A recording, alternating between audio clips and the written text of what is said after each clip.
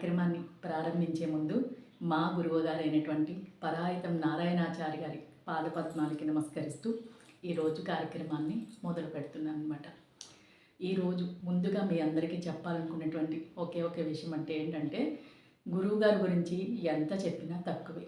కానీ ఈరోజు ప్రత్యేకంగా నేను చెప్పడానికి కారణం, ఈరోజు భాద్రపద మాసం బహుళపక్షం నవమి తిథి.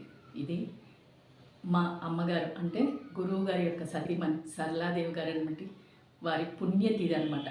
ఆవిడ గురించి చెప్పాలంటే ఎంతైనా కూడా తక్కువే. ఎందుకో తెలుసా, ఒక్కరోజు కూడా మా గురువుగారిని ఏనాడు కూడా విడిచిపెట్టి లేరనమాట. ఎన్ని క్షేత్రాలు తిరిగినా, ఎన్ని ఊళ్ళు తిరిగినా కూడా ఎప్పుడు కూడా ఆయన వెంటే ఉంటూ ఉండేవాళ్ళు అనమాట. ఎప్పుడు మా గురువుగారు ఒక మాట అనేవాళ్ళు, సరళాదేవి బాహ్యంగా నా దగ్గర లేకపోవచ్చు కానీ ఎప్పుడు కూడా నాతోనే ఉంటుందని అంటూనే ఉండేవాళ్ళు. అది నిజంగా సత్యం అనమాట. ఎందుకంటే నాకు గురువుగారి గురించి చెప్దా ఉన్నప్పుడు ఏమన్నా నోట్స్ రాసుకుందామా అంటే అసలు రాయడానికి ఏదో ఒకటి రాయలేకపోతూ ఉండేదాన్ని అనమాట. అప్పుడు ఒక్క విషయం అనుకునేదాన్ని, మా గురువుగారికి గురించి చెప్దామని నిర్ణయించుకున్నప్పుడు మనసులో ఇలాగే అనుకునేదాన్ని, అమ్మ నేనైతే గురువుగారి గురించి చెప్దాం అనుకుంటున్నాను, ఆ సమయానికి నా మనసుకు ఏమి తోస్తే అది చెప్పేటువంటి శక్తి అని ఆవిడ పాదపద్మాలకు ఒక్కసారి నమస్కరించుకొని అలాగే చెప్పేశాను. మొదటి వీడియో అలాగే చెప్పాను. అసలు ఏం చెప్పానో నాకైతే ఒంటి మీద స్పృహ లేదు. అందరూ తర్వాత ఫోన్ చేసి బాగా చెప్పావు అన్న తర్వాతే నేను ఏం చెప్పాను అనేది రెండోసారి చూసుకున్నాను. అందుకనే ఈసారి అమ్మగారి తిథి రోజున గురువుగారి గురించి ఆయన సన్నిధిలో మేము పొందినటువంటి ఎక్స్పీరియన్స్ ఏవైతే ఉన్నాయో అది మీతో ఒక్కటి చెప్పుకోవాలని ఈ కార్యక్రమాన్ని చేస్తున్నాను అనమాట. ఎందుకంటే మా గురువుగారు ఎంత పెద్ద వయసు అయినా కూడా ఇంచుమించు 27 గంటలు అనుకుంటా ఆయన హరికథ ఆపకుండా చెప్పి రికార్డు కూడా తీసుకున్నారనమాట. అసలు ఏం చెప్పినా తక్కువే. కానీ మచ్చుకి మా భజన బృందం వాళ్ళకైతే అందరికీ ఆయన యొక్క గొప్పతనం తెలుసు. కానీ బయట ప్రపంచానికి అస్సలు తెలియనటువంటి ఒక ఆనిముత్యం అనమాట మా గురువుగారు. నేను ప్రత్యేకంగా ఆయన గురించి చెప్పడానికి కారణమైతే అదొకటే అనమాట. నేను చెప్పేటువంటి ఈ విషయం నేనైతే ఇప్పటి వరకు మా భజన బృందం వాళ్ళు కానీ ఎవరు కూడా గురువుగారి దగ్గరికి అసలు షేర్ చేయలేదు. గురువుగారికి కూడా తెలియదు. ఎందుకంటే 2019 సంవత్సరం సెప్టెంబర్ నెలలో మేమందరం కూడా నేపాల్ యాత్రకి వెళ్ళామన్నమాట. గురువుగారు ఎప్పుడు ఏ యాత్ర చేసినా ఒకటే మాట అనేవాడు, ఆయన ఒక్కరే వెళ్దామని ఎప్పుడు అనేవాళ్ళు కాదు. నేను శ్రీనివాస్కి ఒక అర్జీ పెట్టుకున్నాను, ఇలా వెళ్దామని, మిగతాదంతా స్వామివారే చూసుకుంటారని అంటూ ఉండేవాళ్ళు అనమాట. అది అక్షరాల ఒక భక్తుని మాటను భగవంతుడు ఎంతగా మన్నించి సహాయం చేస్తారనడానికి 100కి 100 పాళ్ళు నిజమైనటువంటి విషయం. ఎందుకంటే మేము ఆయన దగ్గరికి వచ్చిన తర్వాత మాకన్నా ముందుగా చాలా సంవత్సరాల వాళ్ళు ఉన్నారు, కానీ ఈ కొత్తగా జాయిన్ అయిన వాళ్ళకి ఈ ఎక్స్పీరియన్స్ అనేది ఒక మంచి ఉదాహరణ అనమాట. మేము వెళ్ళి ప్రయాణం అయిపోయి గోరఖ్పూర్ వెళ్ళి బార్డర్ దాటి జాన్సన్లో ఉండి అక్కడి నుంచి ఫోక్రా నుంచి మేము ముక్తినాథ్కి వెళ్ళాలన్నమాట. అక్కడి నుంచి హెలికాప్టర్ చాపర్ ఉంటాయి కదండి, దాని ద్వారా వెళ్దామని చెప్పి మొత్తం ప్లాన్ వేశారు గురువుగారు.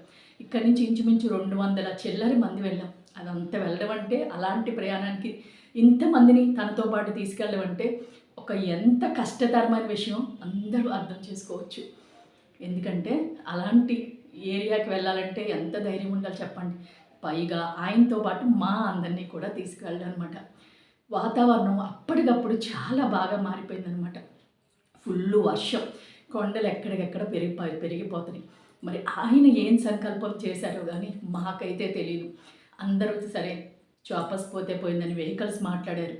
అందరం ఒక్కొక్క వెహికల్ 6 చొప్పున ప్రయాణం సాగించాం. మార్నింగ్ 8:30కి అడుగునా కూడా వర్షం పడినా, రూట్ బాగోపోయినా, మా అయితే కొండలు పడిపోయినా, మా 200 చిల్లర్లో వెళ్ళిన వాళ్ళకి ఎవ్వరికి ఏ ఆటంకం కలగకుండా చక్కగా దర్శనం చేసుకొని కిందకైతే వచ్చేసాం. ఆయన యొక్క సంకల్పం తప్ప ఇంకేముంది? ఒక్క మాట చెప్పండి ఎవరైనా సరే. అక్కడి నుంచి వచ్చిన తర్వాత మేము కాఠ్మండూలో దేవుని దర్శించుకున్నాం. తర్వాత సైట్ సీయింగ్ చూసాం, అంతా అయిపోయింది. అక్కడి నుంచి మనోకామన అమ్మవారి టెంపుల్కి వెళ్ళాలి. ఆ రోజంతా కూడా రోప్వే మీద వెళ్ళాలన్నమాట. అయితే ఇచ్చిన బస్సులన్నింటిలో కూడా మాది 1 నెంబర్ బస్సు చాలా పెద్ద బస్సు అనమాట. వాళ్ళందరికీ కావాల్సినటువంటి ఫుడ్డు, వంట వాళ్ళు అందరూ కూడా మా బస్సులో ఉండేవాళ్ళు. వీళ్ళందరూ అయిపోయేసరికి ఒక ఘాటీ రోడ్డు మీద వెళ్ళాలన్నమాట. ఎన్ని వేల కిలోమీటర్ల ఎత్తులో ఉన్నాము మేమనమాట. ఇది పెద్ద బస్ అవ్వడం వల్ల కొంచెం స్లోగా వెళ్ళాల్సి వచ్చింది. తీరా కొంచెం మధ్యదారిలోకి వెళ్ళిన తర్వాత బస్సుకి చిన్న ప్రాబ్లం వచ్చింది. అక్కడ ఒక 2 గంటలు 3 గంటలు టైం వేస్ట్ అయిపోయింది. దీనివల్ల ఏమైందంటే మేము మనోకామన అమ్మవారి టెంపుల్కి వెళ్ళేసరికి టైం అయిపోయింది. అంటే సాయంత్రం 6 అయ్యేసరికి రోప్వే ఆపేస్తారనమాట. ఇక అన్ని బస్సుల వాళ్ళు చూసి జనక్పూరికి బయలుదేరారు. మేమైతే ఆగిపోయి ఏం చేయాలో అర్థం కాదు. కానీ మళ్ళీ అంత దూరం మేము వెళ్ళలేము. నేపాల్ అంటే మాటలుగా ఏం కాదు కదండి, వెళ్ళలేము. ఇంక అందరికీ ఏడుపు ఒక్కటే తక్కువ అనమాట. బస్సులో ఒక 10 మంది అనుకుంటా మా భజనలో అందరూ ఉండిపోయారు. మాతో పాటు ఆచంట భజన మండలి వారు కూడా వచ్చారు కొంతమంది, ఒక 5గురు అనమాట. ఏదైతే ఏమైంది, అడవి మార్గంలో వెళ్దామని ఎవరో ఒక సలహా ఇస్తే ఒక గైడు అందరం గబగబా దూకేసి ఏం ఆలోచించాలి, అసలు ఎవరికి చెప్పలా, మా అధ్యక్షుల వారికి కూడా చెప్పకుండా ఒకరి తర్వాత ఒకరు నేను వస్తానంటే వస్తానని దూకేసి అలాగా వెళ్ళిపోదామని డిసైడ్ అయిపోయి జీప్కి వేసాం. తీరా జీబులో ఏం చేసామంటే హిందీ వచ్చిన వాళ్ళు తక్కువ మంది ఉన్నారు కాబట్టి ఒక్కొక్కరు ఒక 3-4 జీబుల్లో కదా, ఒక్కొక్కరు డ్రైవర్ పక్కన కూర్చొని మిగతా వాళ్ళు బ్యాక్ సైడ్ కూర్చున్నారనమాట. కొంచెం దూరం వెళ్ళింది, చీకటి పడిపోతుంది అనమాట. ఎందుకంటే 7:30కో ఎన్నింటికో మూసేస్తారు. ఒక హాఫ్ అన్ అవర్ ప్రయాణం ఉంటుందన్నమాట. అక్కడ మాకు చెప్పారనమాట. వెళుతుంటే తీరా డ్రైవర్ ఫుల్గా తాగేసి ఉన్నారు. అంతకు ముందు రోజే అడవిలో ఎవరో ఒక అమ్మాయిని పాడు చేసి చంపేసి అక్కడ పడేశారన్న విషయం కూడా ఆ డ్రైవరే మనకి చెప్తున్నాడనమాట. ఇక అసలు ఏం చేయాలో అర్థం కాల. అక్కడ అసలు అమ్మవారిని అలా తలుచుకుంటూ కళ్ళమ్మట నీళ్ళు, భగవంతుని తలవని వాళ్ళంటూ లేరనమాట. ఆయన గురువుగారు ఏం సంకల్పం చేశారో నాకైతే తెలియదు. నిజంగా చెబుతుంటే కూడా నాకు ఇప్పుడు కళ్ళంట నీళ్ళు వచ్చేస్తున్నాయి అనమాట. ఒంటికి గూస్ బంప్స్ వచ్చేస్తున్నాయి అనమాట.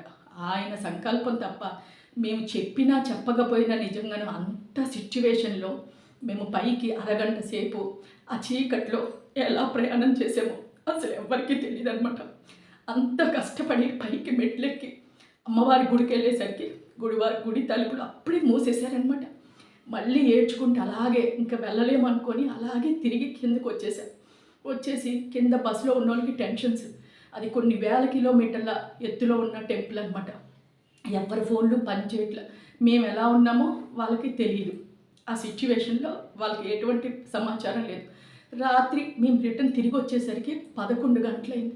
కానీ భగవంతుని దయ వల్ల వాళ్ళు ఎంత తాగున్నా కొంచెం ఇబ్బంది పెట్టినా మమ్మల్ని తీసుకొచ్చి గమ్యస్థానం అయితే దింపేశారనమాట.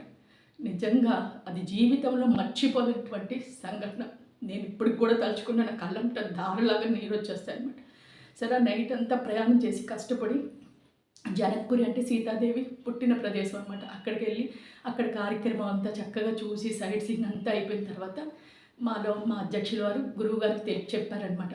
సార్ మేము ఇలా వెళ్ళలేకపోయాము, మా ప్రయాణం మిస్ అయిపోయింది అని అంటే ఆయన ఎంతో ధైర్యం, అసలు వెళ్ళక్కర్లేదు వెనక్కి తిరిగి, కానీ ఆయన మళ్ళీ వెళ్ళలేమని చెప్పి ఒకే ఒక్క ఆలోచనతో ఉన్న ప్రోగ్రాంలో మా ఒక్క బస్ వాళ్ళని మాత్రం డ్రైవర్ని రిక్వెస్ట్ చేసి వెనక్కి పంపించి మళ్ళీ ఆ నైట్ అంతా ట్రావెల్ చేసి మీరు చూసి కంపల్సరీ మళ్ళీ రిటర్న్ లుంబిని చూడడానికి రావచ్చు, మీరు జాన్సన్ దగ్గరికి రిటర్న్ వచ్చిందని చెప్పని ఆయనే బతిమాలి అన్నీ మాకు ఏర్పాట్లన్నీ ఎటువంటి లోపం లేకుండా పంపించి తెల్లవారుజామున మళ్ళీ సక్రమంగా రోప్వే ద్వారా వెళ్ళి గుడి దగ్గర స్నానాలు చేసి అక్కడ పూజలు చేసుకొని భజన చేసి ఫోటోలు దిగి ఎంత బాగా తిరిగి వచ్చామంటే నిజంగా అటువంటి గురువు దొరకడం అనమాట. అసలు మనం ఎంతో పుణ్యం చేసుకుంటే కానీ మనకు లభించడం అనమాట. ఇది ఖచ్చితంగా చెప్పవచ్చు మన జీవితంలో జరిగిన ఎక్స్పీరియన్స్. ఈ విషయం మేమైతే గురువు గారికి ఇప్పటి వరకు కూడా మేము ఎవ్వరికి, మా బస్సులో వాళ్ళకి తప్ప ఎవ్వరికి కూడా ఈ విషయం అయితే మేము షేర్ చేయలే. నిజంగా మనం జన్మ ధన్యమైతేనే నిజంగా గురువు మనల్ని వెతుక్కుంటూ వస్తారంటారు కదా, అది కంపల్సరీ నిజం. మన సాధన ఎప్పుడైతే పరిపక్వన అవుతుందో ఖచ్చితంగా ఆ గురువు అనేది మనం చేరుకుంటారనమాట. దానికి బెస్ట్ ఎగ్జాంపుల్ అనేది నేనైతే ఏ గురువు గారిని వెతుక్కోవాలంట, స్వామివారి పాదాలు అలా గట్టిగా పట్టుకుంటే కరెక్ట్ టైంకి ఆయన్ని తీసుకొచ్చి నాకు గురువుని అప్పచెప్పారనమాట. ఇది ఎందుకు మీ అందరికీ చెప్తున్నానంటే చాలామందికి మా భజనలో ఉన్నటువంటి కొన్ని వందల వేల మందికి తెలియచ్చు, కానీ బయటి ప్రపంచానికి అటువంటి ఆనిముత్యం లాంటి గురువు ఉన్నారని తెలియని ఒకే విషయం గురించి నేనైతే మీకు ఈ వీడియో అయితే ఈరోజు షేర్ చేస్తున్నాను. ముఖ్యంగా చెప్పడానికి కారణం ఏంటో తెలుసా, అమ్మగారు నాకు మామూలుగా అయితే నేను అమ్మగారంటే గురువు గారితో ఎప్పుడు అనుకోవడం, ఒక నమస్కారం పెట్టడం, దీవెనలు అందుకోవడం తప్ప తెలీదు. మొన్న ఎందుకో నైట్ అంటే 2 డేస్ బ్యాక్ అనమాట. తెల్లవారుజామున కల్లో అనుకోకుండా ఒక్కసారి అమ్మగారు కనిపించారు. నాకు ఏం అర్థం కాల. ఏంటి ఎప్పుడు లేదు అలా కనిపించారు అనుకున్నాను. కాకపోతే ఇవన్నీ కూడా మాసాలన్నీ కూడా పితృపక్షాలు కదండీ! అలాగలే అనుకొని మామూలుగా ఊరుకున్నాను. కానీ ఎప్పుడైతే నేను గురువుగారి గురించి మళ్ళీ చెప్పాలి అనుకున్నానో, అప్పుడే మా అమ్మగారు నాకు ఇలా గుర్తు రావడం నాకు నిజంగా ఎంత ఆనందం అనిపించిందంటే, ఆవిడే నాకు దగ్గరుండి శక్తినిచ్చి మా గురువుగారి గురించి తెలియాలని చెప్పి, చెప్పాలని చెప్పినట్టు అనిపించింది. ఇప్పుడు కూడా అమ్మ గురించి చెప్తుంటే నా చేతిలో గూస్ బాంబ్స్ వస్తున్నాయి. అమ్మ ఎక్కడా లేదు, మనతోనే ఉంది. ఎందుకంటే నేను గురువుగారి గురించి చెప్తున్నాను కదా, అందుకని నా పక్కనే ఉండి మీ అందరికీ కూడా ఈ విషయాలను చెప్పిస్తుంది. నాకు తెలిసినటువంటి ఈ విషయాల్ని మీతో షేర్ చేశాను. ఏమన్నా తప్పుంటే మన్నించండి. హరే శ్రీనివాస.